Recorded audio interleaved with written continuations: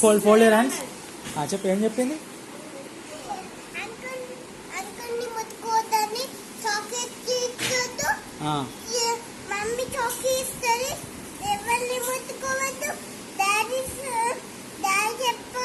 డాడీకి చెప్పాలా?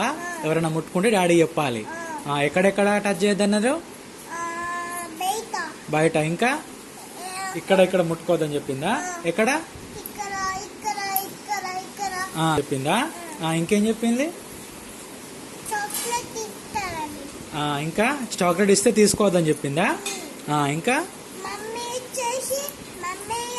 మమ్మీ ఇయ్యాలి. ఏమన్నా అయితే డాడీకి చెప్పాలని చెప్పిందా? ఇంకా ఎండలో ఎటుపోయి తిరగొద్దా?